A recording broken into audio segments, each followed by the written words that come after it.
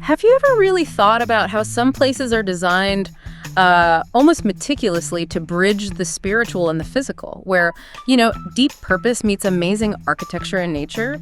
Today, we're doing a deep dive into exactly that kind of place, the HJ Heaven and Earth CheonBo Training Center in South Korea. Yeah, and our sources for this are pretty compelling. We've got detailed excerpts from their official website, plus a really insightful promotional video. Our mission really is to unpack this unique place. It's a spiritual hub, a cultural center. We want to explore the facilities, sure, but also the history, the core ideas, and its profound purpose. Okay, so let's jump in. We should probably start with the centerpiece, right? The Cheonsong Wanglim Palace, its name alone, palace in heaven that came down on earth. That's not just poetry, is it? It sounds like, it literally embodies the divine here. What's the story there? It absolutely sets the tone. It was dedicated back in 1999, and it's seen as the actual starting point of God's kingdom in their view. It holds huge historical significance for them. Key events happened there, like the coronation of God's kingship in 2001, and it's a holy ground for the teachings and devotion of the true parents, as the founders are known. Yeah. So yeah, the name really reflects that belief in a tangible divine presence. Right. So moving from that really grand foundational kind of spiritual hub, how does the complex support personal spiritual growth? Is that where the Cheonshim 1, the prayer hall, comes in, dedicated in 2000, I see? Exactly. It's described as a cradle for spiritual transformation and rebirth. Yeah. And the True Mother, one of the founders, specifically intended for visitors to achieve clear minds there.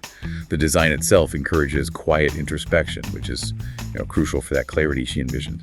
Interesting how that personal transformation focus then connects to family and legacy. It really does.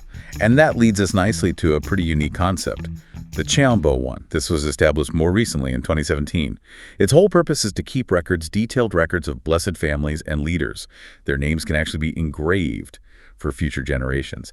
It's not just archiving, though. It really underscores this foundational belief in multi-generational spiritual lineage and this idea of loyal and filial duty connecting everyone past, present, future in a very real way. From documenting legacies to, well, this is fascinating, a heavenly home, the Hanwon House, dedicated in 2020.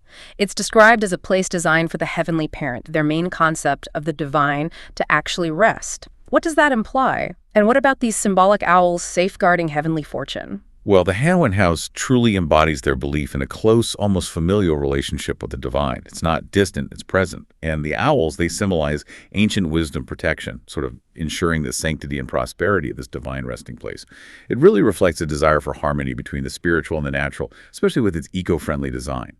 That symbolism seems woven throughout the site. Oh, definitely. Nearby, you have Mother's Path. It's rich with natural symbols. There's the Father's Tree, a birch representing paternal strength. Then you have Heaven's Rock and Mother's Tree. That's two ash trees symbolizing maternal qualities, and the only begotten daughter figure in their theology. And even an Archangel Rock, which represents overcoming obstacles. It's like taking a literal journey through their core beliefs, inviting reflection. And on that path, there's the Tree of Hyojum, an elm tree whose age supposedly matched True Mother's miraculously. What's the significance there? So that matching age is seen as a profound blessing, a sign of providence, really connecting the natural world to their spiritual lineage in a powerful way. And Hyojong itself means filial devotion, that core value of respect and love towards heavenly parent and true parents. So the tree becomes this living symbol of spiritual health, familial blessing, even good physical health for visitors, they believe. Which ties into the focus on holistic well-being then. Like the HJM International Medical Center from 2003, its mission is pretty unique. Cure spiritual and physical sickness together, aiming for the unification of pristine mind and heavenly heart. How different is that approach? It's quite distinct because it explicitly integrates physical health with spiritual well-being. It suggests that true healing needs both. So unlike maybe conventional medicine focusing just on symptoms, this center aims for a deeper, unified state where a pristine mind and heavenly heart are part of overall health. It's a very integrated view of, human flourishing. That integration even seems to extend to recreation. They have a marina, the Gapyeong Marina and Cruise, dedicated just last year. Yeah, in 2023.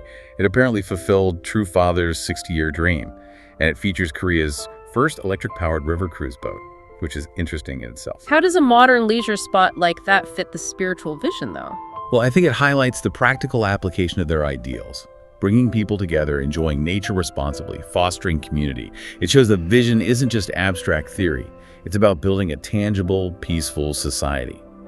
And that connects to the bigger picture, with facilities like the Sunhak Universal Peace Graduate University and the Cheonshim Peace World Center. These places are explicitly focused on educating for world peace and fostering that vision of a unified human family. They're about spreading these principles globally. That idea, unified human family, definitely seems like a core thread running through everything here. The center's also called a hub for interfaith spiritual development, attracting 1 million visitors a year. That's a huge number. It is, and that sheer volume creates this vibrant, living ecosystem for spiritual development. It shows widespread engagement, right? Like a continuous flow of people experiencing the environment and the teachings. And you could even trace the center's own development on History Street, dedicated in 2021.